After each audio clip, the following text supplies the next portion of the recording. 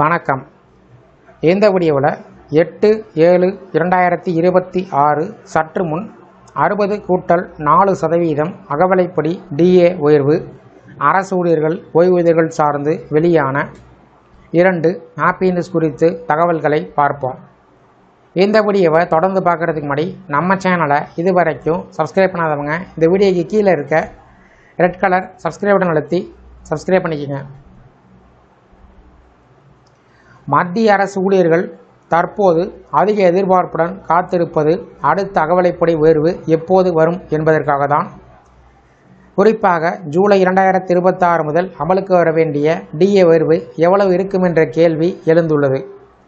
இதற்கு இடையில் எட்டாத ஊதியக்குழு தொடர்பான விவாதங்கள் தீவிரமாக நடைபெற்று வருவதால் அரசு ஊழியர்களுக்கு வர இருக்கும் மாதங்கள் முக்கியமானதாக பார்க்கப்படுகிறது.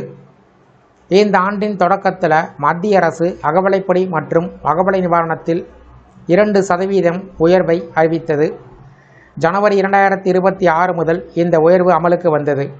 இதன் மூலம் மொத்த DA 58%இலிருந்து 60% உயர்ந்தது. இந்த உயர்வு அரசு ஊழியர்களின் சம்பளத்திலும் ஓய்வூதியர்களின் வருமானத்திலும் கணிசமான மாற்றத்தை ஏற்படுத்தியது.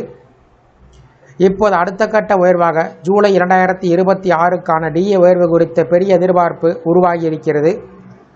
சமீபத்தில் வெளியான பணவீக்க தரவுகள் இதற்கு முக்கிய காரணமாக உள்ளன.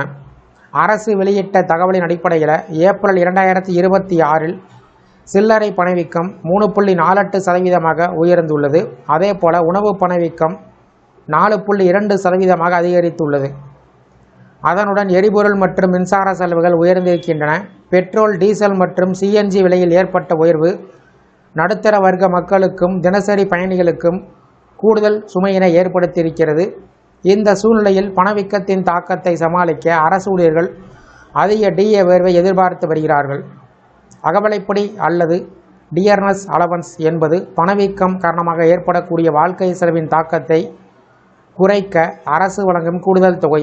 இது ஊழியர்களின் அடிப்படை சம்பளத்தின் 1% கணக்கிடப்படுகிறது. அதனால் அடிப்படை சம்பளம் அதிகமாக உள்ளோருக்கு அதிக DA கிடைக்கும். தற்போது கிடைத்துள்ள AICPE தரவின் அடிப்படையில் ஜூலை 2026 முதல் DA சுமார் 3% முதல் 4% வரை உயர வாய்ப்பு இருப்பதாக கணிக்கப்பட்டுள்ளது. குறிப்பாக மார்ச் 2026இல் AICPE குறியீடு 149.1 இருக்கிறது.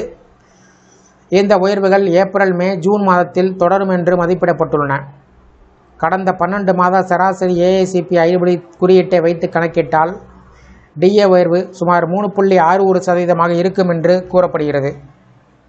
தற்போது 60% உள்ள அகவிலைப்படி ஜூலை 2026 முதல் 63 அல்லது 64% உயரலாம். இது நடைமுறைக்கு வந்தால் மத்திய அரசு ஊழியர்களின் மாத சம்பளத்தில் மீண்டும் கணிசமான உயர்வு ஏற்படும்.